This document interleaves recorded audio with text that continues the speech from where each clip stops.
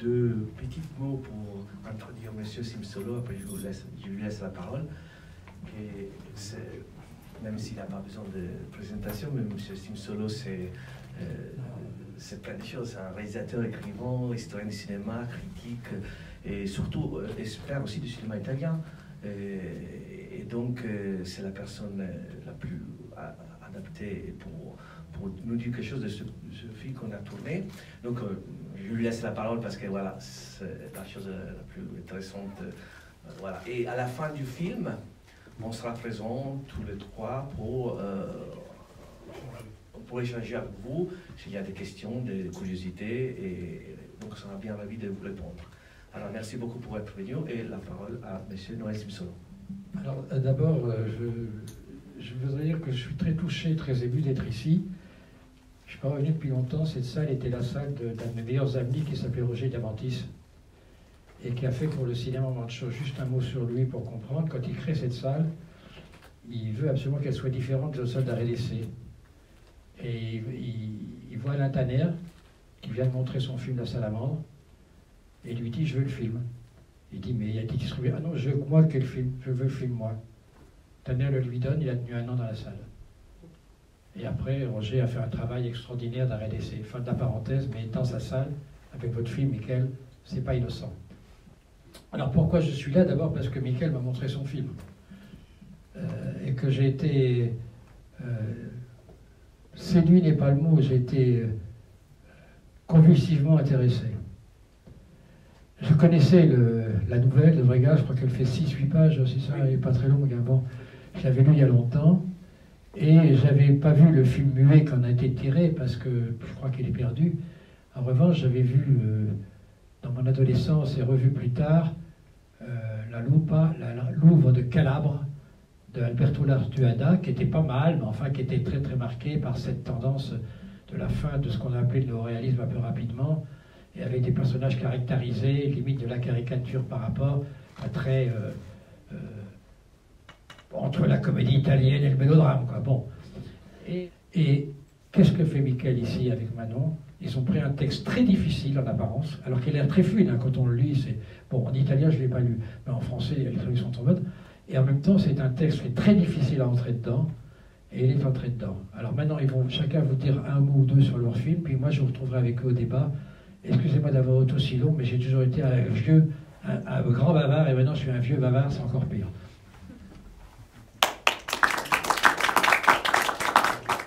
Maintenant, on est en train de chercher un texte, parce que oui, l'idée c'était de faire un film d'après un livre, et donc on a cherché un texte qui pouvait bien se coller à la Sardaigne, que l'idée c'était de faire un film à Sardaigne avec cette comédienne. Donc à partir de là, une chose qui pouvait être vraiment parfait pour elle, pour son caractère et tout, que d'ailleurs c'est pas une comédienne, mais c'est une chanteuse italienne, c'est connu. Mais pas une comédienne.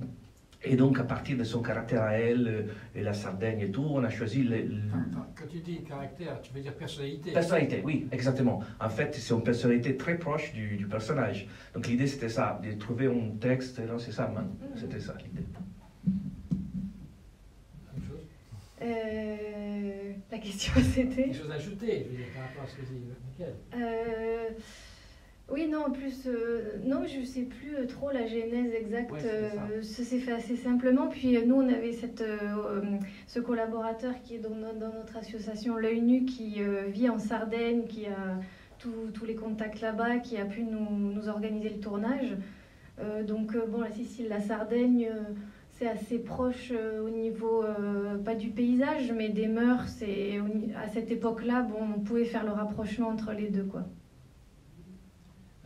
Oui, mais maintenant, il y a quelque chose d'intéressant, c'est que le fait que vous avez choisi ce texte, bon, on ne va pas tomber dans les histoires, disons, le sens, le féminisme, tout ça et tout, mais c'est quand même, si ma mémoire est bonne, c'est un texte qui est assez féministe, d'ailleurs, c'est pas du tout un texte macho pour l'époque, ce qui est assez rare. Est-ce que ça a joué? En fait, on s'est rendu compte au moment des festivals que les communicants mettaient en valeur ce thème-là, auquel nous, on n'avait pas forcément pensé, non. Nous, c'était plutôt la nouvelle nous a touchés jusque dans la dernière scène où il y a cette mort de la louve qui est pas dite en fait, et justement c'est la couleur des coquelicots qui dit que la louve est morte. Mais donc le thème féministe sur la liberté des femmes, en tout cas, ça n'a pas joué au tout départ, quoi, pour nous. Non, je pose juste la question parce qu'à l'époque où a été écrite cette nouvelle, c'était assez nouveau dans le paysage, je dirais, méditerranéen, de parler de la femme comme ça. C'était pas l'habitude. Oui, absolument. Mais même aujourd'hui, il y a des parties du sud d'Italie, la Sicile, notamment la Sardaigne, pas la Sardaigne touristique de la mer, mais à l'intérieur du village où on a tourné, il n'y a pas beaucoup de différence entre fin 19e siècle et aujourd'hui. C'est pour ça qu'on a pu aussi garder cette ambiance et tourner l'histoire. C'était vraiment bien ancré dans ce territoire. Au niveau même du folklore, des costumes, parce que c'est un film en costume, à savoir que tous les costumes qu'on voit, c'est presque pour la totalité des costumes originaux de l'époque. Donc on a demandé à tout, en fait, sauf l'acteur qui joue l'homme, qui joue la partie de protagoniste de l'homme, qui c'est un acteur d'ailleurs français, tous les autres, c'est pas des acteurs, ce sont des gens pris au village. Bon, la protagoniste c'est une chanteuse, c'est déjà différent, mais tous les autres c'est pas des acteurs, et à chacun d'eux on a demandé de s'occuper de son costume, de trouver un costume original de l'époque, et voilà, donc il y a une participation de tout le monde dans ce sens. Avant d'aborder la mise en scène même, il y a une question, enfin une chose que je voudrais dire, je pense pas que le public ait vu hélas ou pas le film de La Tuada dont j'ai parlé à la présentation, mais c'est la grande différence par rapport à votre travail à tous les deux. Au début du film de La Tuada, la louve, elle arrive dans une fête de village. De son village, elle parle à un type, elle a besoin d'un arrangement, il propose qu'elle lui fasse une gâterie. On n'est pas du tout là-dedans. C'est-à-dire que le choix que vous avez fait l'un et l'autre, c'est surtout pas d'essayer de jouer le côté, comment dirais-je, un peu hystérique. Alors la question que je pose, que je ne sais pas, je n'ai pas vu, je n'ai pas lu la pièce qui a été tirée, que Magnani, je crois, avait joué à créer à Rome. Est-ce que vous la connaissiez, la pièce? Alors, est-ce que la pièce est plus proche de votre travail ou elle est, au contraire, plus j'allais pas dire démago, mais plus réaliste, entre guillemets? Oui, exactement. Non, c'est pas proche de notre travail.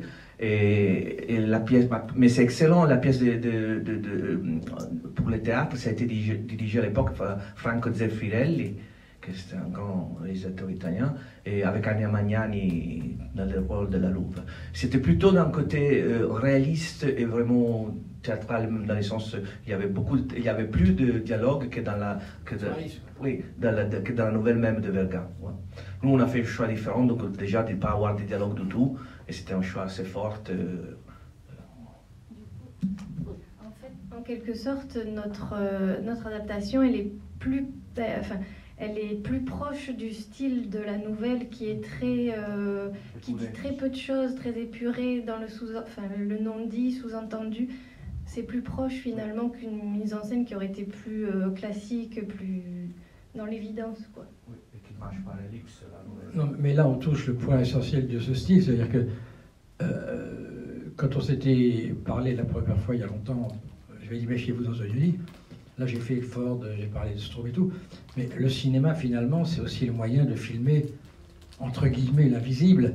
J'entends par là qu'il y a des sentiments et des choses, à part 2-3 moments symboliques qu'il y a dans le film, il y a des choses, je ne dirais pas qu'on les devine, on les ressent intimement, on les comprend sans qu'on ait besoin de les expliciter.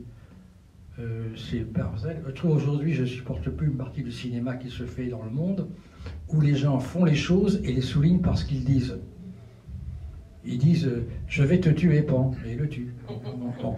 Moi, j'ai connu un cinéma où le regard du type, on comprenait qu'il allait tirer. Bon, ça ne veut pas dire que c'est mauvais. Je veux dire que là, on est non pas en arrière, mais on est dans une chose, la confiance, elle est que si on sait filmer l'image et les gens, les choses se disent sans qu'elles soient explicitées. Est-ce que c'est un peu votre principe ? Oui, je l'espère, absolument. Ben, oui, c'est le principe, donc on croit que d'abord tout doit passer par l'image, l'histoire, les sensations, l'histoire avance par image, c'est la chose principale. Et donc on a parlé de Ford, mais Ford était maître dans ça. Et donc ça marche par image, pour ellipse, et surtout pour le non-vu, si on peut dire ça, c'est des choses qu'on ne voit pas. Mais donc c'est un petit peu même à l'opposé de ce que Noël disait, c'est-à-dire on souligne pas une chose qu'on montre déjà, on la montre même pas. On l'a fait, comment dire, voilà. Et donc ça c'est pour moi et pour Manon aussi, c'est le meilleur cinéma. C'est la meilleure façon de raconter une histoire par image. Là, c'est vrai qu'il y a l'image, il y a aussi le son, il y a beaucoup d'hors-champ, il y a beaucoup, voilà. Et juste par rapport raconter l'histoire sans dialogue, c'est-à-dire que nous, on a eu des retours de personnes qui ont cru qu'il y avait eu des dialogues, Ça, c'est vrai. qui nous ont dit il n'y a pas beaucoup de dialogue, mais on comprend tout, alors qu'il n'y en a pas. Ouais.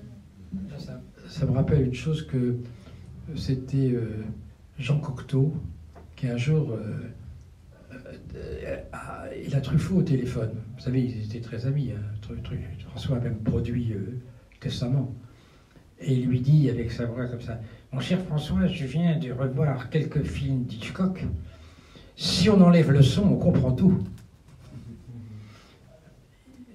C'est intéressant, parce que sans le son, on comprend tout. Et je dis personnellement, Henri Langlois disait, je peux passer des films de Mizoguchi sans sous-titres, tout le monde comprend. Par contre, il y a des films français qui parlent français, je crois que les gens ne comprennent pas. Oui, c'est le retour, en fait, oui, de l'époque de le cinéma muet, quand on racontait vraiment des histoires par les images, donc sans les dialogues. Et après, c'est vrai que les sons, ça joue beaucoup, donc il y a les sons que c'est une narration de toute l'histoire à travers les sons. Et beaucoup de hors-champ, déjà hors-champ visuel dans les cadres et hors-champ donc la fin, toute la fin c'est le plan séquence de la panoramique à 360 degrés, tout ça se passe hors-champ. On entend le cheval qui s'approche, il s'éloigne, le coup de feu et tout, mais pendant qu'on fait le tour du champ et on revient sur elle qu'elle est déjà morte. Donc là aussi c'est l'ellipse absolue, leur champ. Je suis persuadé, je me rappelle quand la FEMI s'était créée, j'avais dit, on m'a demandé mon avis à quelqu'un, j'ai dit, écoutez, vous devriez obliger tous les apprentis cinéastes, la première année, à faire un film muet. Après, ils sauraient faire des films parlants. Parce qu'aujourd'hui, on remarque que les plus grands films parlants des années 30 ont été faits par des gens qui avaient commencé au muet et qui savaient ce qui était nécessaire ou pas nécessaire. Et ces films-là n'ont pas vieilli, je pense à Renoir. Alors vous voyez des films sympathiques avec des acteurs qui font leur numéro, c'est pas bien filmé, c'est drôle, ils sont sympas, on regarde un numéro d'acteur, mais c'est pas du cinéma émouvant. Voilà. Maintenant le son, justement. J'ai l'impression que l'idée d'utiliser le son, c'était un piège quelque part. Il ne fallait pas que le son explique. Alors comment vous avez fait pour préparer vos bandes sonores de manière que ce ne soit pas trop redondant, comme on dit, que le son ne devienne pas un sous-titre de l'image? Manon. Alors déjà, il n'y a pas eu de prise de son sur le tournage, donc ça a été recréé en post-production. Il y a quelques sons caméra qui ont pu être gardés, mais sons directs, ouais, qui ont pu être gardés. Et après, ça a été un gros travail fait par Clément. Mais nous, en fait, on voulait un son le plus sobre possible, riche, mais pas... qui ouvre quand même comme une autre image plus mentale, notre paysage, mais c'était assez sobre quand même ce qu'on voulait. Question. Quand vous dites maintenant mental, votre mental ou la mentalité des personnages ou les deux? L'image mentale. C'est une question. Tu pas à répondre. Elle n'a pas à la poser, donc toi tu réponds. Non, je pense mental de la Louve, plutôt de son personnage à elle, parce que c'est vrai qu'on ne rentre pas vraiment en empathie avec aucun autre personnage. Et pour le spectateur, c'est des plans fixes, mais je pense que le son, par tout ce qu'il apporte, donne comme un 360, quoi, presque à la vision, quoi. Merci. Alors par rapport rapport à l'image, en fait, on a tourné avec une caméra très simple, pas du tout hyper définie. Et justement, c'est ce qui donne aussi ce côté qui pourrait tendre vers la pellicule. On a fait un travail d'étalonnage du noir et blanc assez contrasté. Mais après, on n'a pas rajouté de grains. Peut-être que les optiques argentiques... C'était sur pellicule ou sur... Le tournage était sur pellicule ou il était en numérique? Numérique. Mais on a cherché aussi à se rapprocher d'une image pellicule qu'on aime tous les deux. Mais ça s'est fait sans artifice et avec un travail sur les contrastes. Et grâce aussi, je pense, à cette caméra qui est pas... qui est en fait très bien, mais pas extraordinaire comme on peut voir les caméras aujourd'hui qui aplatissent beaucoup l'image. Oui, juste j'ajoute, après si, le travail de l'étalonnage que ça a été fait à Rome, je veux juste citer, ça a été fait par un grand chef opérateur du cinéma italien qui s'appelle Michele Picciaretta et que ça a été le cadreur de Antonioni, Fellini, Jean-Jacques Hano, etc. Donc lui, on lui a expliqué le type de noir et blanc qu'on voulait, mais il n'y a pas besoin beaucoup d'expliquer. Il est parti à Rome, il a fait. Oui, et par rapport à la musique, oui, c'est vrai qu'on a pu mettre ça, on a même pensé de ça. En fait, la musique, c'est très connu en Sardaigne. Donc pour les spectateurs qui regardent ce film en Sardaigne, ça parle beaucoup parce que c'est la chanson la plus connue de la Sardaigne. C'est presque connu comme l'hymne de la région. Et c'est une chanson assez tragique, donc qui parle d'un amour qui finissent mal. Et donc, et les titres, c'est No posso reposar, que ça signifie je ne peux pas reposer, je ne peux pas dormir, et parce que la personne qui raconte, qui chante, elle est envahie de ce sentiment de tristesse, etc. Et c'est une chanson vraiment symbolique, très connue en Sardaigne, et que ça fait que pour ceux qui regardent ce film qui sont de cette région, ça lui donne à la fin toute notre palette de significations possibles. Et donc, du coup, nous, vu que la protagoniste, c'est dans la vie une chanteuse, donc elle a chanté directement, et le thème s'est repris par la guitare sur les images d'archives. Voilà, c'est pas toute la musique qu'on entend avant, c'est de musique originale, mais le thème de cette chanson-là, c'est repris par le moment de l'image d'archives. Je comprends la question de madame, parce que c'est le seul moment du film où, par l'expression et par un tel, il pourrait y avoir du pathétique. Et je te soupçonne que si tu n'as pas mis de sous-titres, c'est pour pas que ce soit trop pathétique. Inconsciemment. Et d'ailleurs, il faut dire que la chanson, c'est pas l'italien, hein? Donc c'est un patois sarde très difficile et que les Italiens ne comprennent pas. C'est un patois tellement difficile que n'importe quel Italien, il ne comprend pas, ça fait comme vous. Donc cette question, ça a été posée, c'était pareil pour, je ne sais pas qu'en Italie, comprendre la chanson. Ça fait vraiment un truc bizarre et exotique. On peut aussi aller jusqu'au fait pourquoi la couleur vient avec le mouvement. C'est lié. C'est-à-dire qu'on a des plans fixes qui sont admirables. D'ailleurs, je pense que la leçon de Ford est importante. Oui. Pour ceux qui regardent les films à peu près, vous avez remarqué que souvent chez Ford, quand il y a les cavaliers qui courent, d'un seul coup on a un plan fixe où ils arrivent sur l'écran, la caméra ne bouge pas, ils échangent quelques mots et après on repart. Et un cinéaste que vous respectez beaucoup, que Jean-Marie Straub, faisait exactement pareil, mais aussi Jean-Luc, enfin Godard. Je crois qu'un vrai cinéaste sait quand on doit faire un plan fixe ou pas. Et justement, j'aime beaucoup cette question parce que ce mouvement de caméra, il a beaucoup de raisons d'être également avec la couleur qui arrive. Et ça, je veux dire, quand est-ce que c'est que cette idée vous est venue? Dès le départ, après, avant, c'est un peu votre question. Et après, vous pourrez répondre à la question de l'autre monsieur sur les spectateurs locaux. Oui. En fait, oui, c'était conçu dès le départ. En fait, le style de ce film, c'était conçu avec Manon. Une fois choisi l'histoire, le texte, on a travaillé avant encore de développer, parce qu'on n'a pas tourné avec un scénario canonique, on a tourné avec un séquencier de 6 pages, où il y avait les séquences et les plans à faire. Les plans, ils étaient hyper détaillés, mais on n'a pas écrit un scénario. Et donc, du coup, avant d'écrire ce séquencier, de choisir les scènes et tout, on a établi ensemble, par rapport à l'idée qu'on a du cinéma, du langage du cinéma, le style du film. Et donc, les plans fixes pour moi, mais pour Manon aussi, parce que moi je fais aussi d'autres films, ça c'était notre premier film ensemble, et quand j'ai vu son premier court-métrage en festival où j'étais un jury, c'était plus ou moins le même style, et c'est pour ça que je l'ai connu. Donc pour moi c'est vraiment une chose, c'est qui disait que il y a Godard qui disait que le travelling c'est une question morale, je pense. Jean-Luc, il dit hier que c'est pas lui qui l'a dit maintenant, après avant sa mort il disait que c'est lui qui avait dit, mais Jean-Luc avait écrit ou dit le travelling est une affaire de morale, pas de cœur. Ce qu'il sous-entendait par là, pour ça qu'il avait adopté cette phrase qu'aurait dit Bazin, ou on ne sait pas, c'était l'idée, c'est que si on veut créer de l'émotion, il faut que ce soit le film qu'il crée et non pas des sentiments qu'on oblige les gens à prendre. Et je dirais, certains ici connaissent peut-être le texte admirable de Jacques Rivette, Dieu ait son âme si Dieu existe, sur Capot. Le film sur les concentrations, il disait le type qui recadre la caméra pour prendre le doigt, qui prend sur le fil barbelé avant de mourir dans un camp de concentration est une ordure. En gros, ça peut dire ça.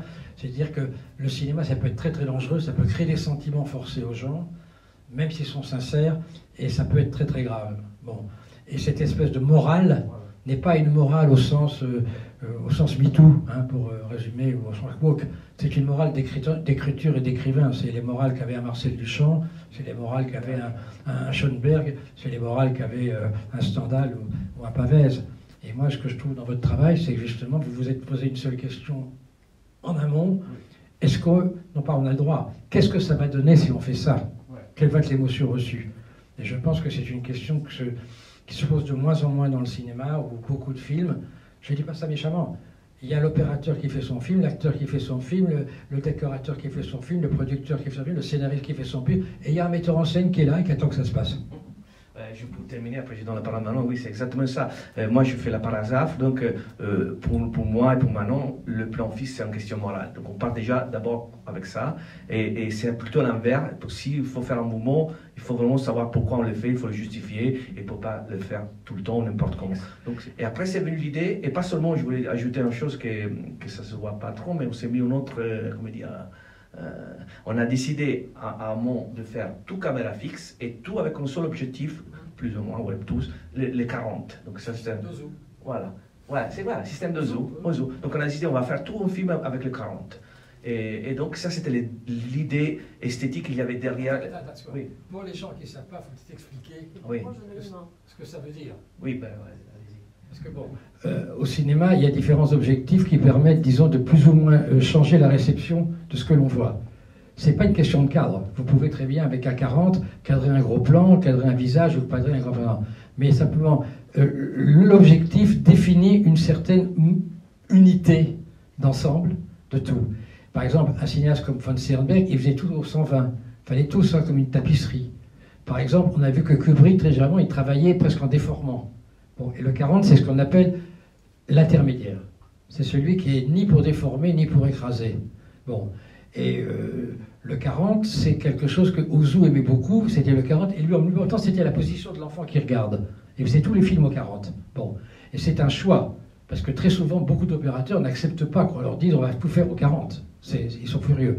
Je précise, c'est donc pas un problème de ce que vous voyez comme cadre, c'est la lumière et comment l'image palpite inconsciemment que vous voyez qui fonctionne par rapport à l'objectif donné. Je m'excuse d'être aussi long et technique, mais pour les gens néophytes, c'est important d'expliquer les choses. Vas-y, parce qu'après, il y a la question de monsieur. Oui, c'est ça. Donc, on avait posé ces questions au début. Oui, et après, maintenant, peut-être il va dire pour le mouvement à la fin. Oui, après aussi, pour le... C'est aussi, je trouve, les choix qu'on a faits sont aussi liés aux contraintes... qu'on a mise en place, qu'on a décidé aussi dans le fait de faire un film tout seul et sans moyens. C'est-à-dire qu'on n'avait pas... on a décidé de faire un film long métrage qui raconte une histoire, même si on n'avait pas le travelling, même si on n'avait pas les éclairages. Même si... Ça, je ne suis pas d'accord. Tout le temps. Dans mon cas, si... Non, mais c'est... Mettez-vous tous les deux à côté du micro, parce que... Non, mais moi, si j'ai l'argent, je fais toujours pareil comme ça. Pour moi, c'est un choix... Non, mais c'est pas... Argent... Les deux au micro. C'est pas qu'on ferait différemment, mais c'est que pour moi aussi ce qu'on a mis en place pour faire ce film fait partie intégrante de il y a quelque chose d'organique en fait qui s'est créé dans le fait que on a on ne pouvait pas passer trop de temps sur place, on ne pouvait pas avoir installé un travelling, tout ça, on ne pouvait pas. Et si on se mettait en tête qu'on allait faire là un travelling, là autre chose, en fait, on ne faisait pas le film. Donc, une chose qui est certaine, c'est qu'il ne faut pas qu'il y ait de malentendu. Par économie, on peut faire un film en plan fixe par économie. À partir du moment où on a décidé de le faire par économie fixe, je sais, j'en ai fait comme ça, il faut dire comment on va faire que l'économie ne soit pas seule, qu'il y ait un discours par rapport à ce choix. Donc je crois que vous êtes d'accord en n'ayant pas l'air d'être d'accord. C'est qu'à partir du moment où il n'y avait pas de pollution d'autre que de faire des plans fixes, il fallait trouver la manière que les plans fixes faisaient que le film existait sur le plan stylistique. On ne va pas parler au formaliste. Et donc finalement, vous chamaillez, mais vous êtes d'accord. Non, mais c'est la question de monsieur qui était intéressante, c'est savoir comment on réagit, un peu comme quand Jean Rouch montrait les films aux Africains qu'il avait montrés, en quelque sorte. Et c'est pas du tout péjoratif, hein, devant ceux qui sont du coin, comment eux réagissent à l'image qu'on leur renvoie d'eux, même décalée dans le temps. Comment ça s'est passé? Alors, c'était bien votre question, monsieur. Oui, c'est passé très bien parce que, en fait,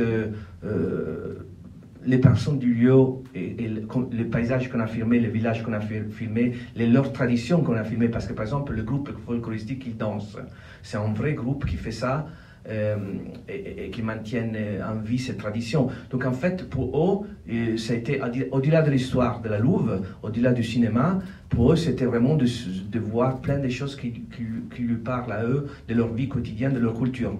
Mise sous forme, comme on a discuté jusqu'à maintenant, artistique, si on ne voit pas, mais une forme par contre, voilà, qu'ils ne connaissent pas, mais ils connaissent très bien ce qu'on lui montre, donc la réaction, ça a été très, très, très mouvante pour tout le monde. Déjà, le faire, ça a été mouvant pour eux, et le voir, ça a été, on a fait une projection dans les villages avec tout le monde, ça a été très bien. Oui, mais la question que je posais, c'est que dans ce village, le cinéma, les images qu'ils ont l'habitude de voir sont très différentes que ce que vous avez montré. C'est-à-dire qu'ils voient la télévision, la Raille Florentine, ou à la télévision, ils voient dans des versions plus ou moins visuellement bonnes ou pas, Rocky ou je ne sais quoi, c'est pas contre d'ailleurs, mais là, ils avaient aussi, je pense que la question était là-dessus, c'est qu'ils avaient également une vision de leur image, pas seulement de leur réalité, qui était très différente des images qu'ils regardaient. C'est bien ça, parce que c'est... Voilà. Oui, sur ça, ils se posent pas... Ce que j'ai remarqué, qu'ils ne se posent pas la question. Ils acceptent parfois un travail comme ça, beaucoup plus naturellement de gens qui ont plus d'instruments pour le saisir. Donc, ce que j'ai vécu, c'est qu'ils acceptent ça, et c'est pas vraiment pour eux une chose bizarre. Ils acceptent ça, même si c'est pas une chose qu'ils ont pas l'habitude de voir, mais il n'y a pas forcément mais pourquoi il n'y a pas de dialogue, pourquoi c'est la caméra fixe. Voilà. C'est eux se voir. Oui. Eux, ils voient leur image en train de jouer. C'est là-dessus la question. Alors, je n'ai pas de retour particulier sur ça, mais c'est un tout. Je peux avoir compris que pour eux, ils regardent ça comme un tout, même s'ils se regardent eux-mêmes, ils regardent plutôt comme un tout. Oui, et puis peut-être, vu que c'était, nous on venait là dans cette petite ville avec l'idée de faire un film, des gens qui n'étaient pas du tout dans ce monde-là, il y a eu quelque chose de très ludique aussi pour eux de participer à ce film-là, que ce soit en costume, et je pense qu'aussi le passage des archives, ça les a assez émus, parce qu'en fait même eux, ils les avaient jamais vus, quoi, ces images. Ce que je peux vous dire, c'est que le film, ça, l'ayant lu, et sur le plan, disons, de la perspective et de la volonté de communication, est beaucoup plus proche de la nouvelle que l'était le film, par exemple, de La Tuada, qui était plein de dialogues, plein de trucs, de claques sur les fesses et de choses comme ça, quoi. Y a-t-il d'autres... On va tous chanter une chanson, alors. Bon, ben écoutez, merci de votre attention. Peut-être que les auteurs ont encore quelques mots à dire. La chanson de Frédéric. Non, mais vous avez peut-être encore quelque chose à dire. Des projets, peut-être. Oui, donc nous on a une association avec Olivier qui est là tous les trois, plus notre ami Sarde qui a organisé le tournage, donc une association de production de films. Et là, on a trois nouveaux projets qui sont pour un fini, qu'on va bientôt communiquer, et deux autres qui sont en cours de post-production, tournage et montage. Voilà. Bravo. Ah, merci. Oui, voilà, Elle a tout dit, oui. En fait, le prochain film qui est déjà prêt va bientôt apparaître, j'espère. Déjà, il va faire le festival. C'est un film que j'ai tourné. Là, on a tourné ensemble. Avant ça, on avait fait un court-métrage de Osimotion, toujours co-direct ensemble. Et le prochain, c'est réalisé par moi et produit par Manon et les autres. Pour conclure, vous voulez me faire une promesse? Ne faites pas un remake de La Prisonnière du désert de John Ford. Non, jamais. Merci. Jamais. Merci de votre attention. On peut applaudir quand même les jeunes gens.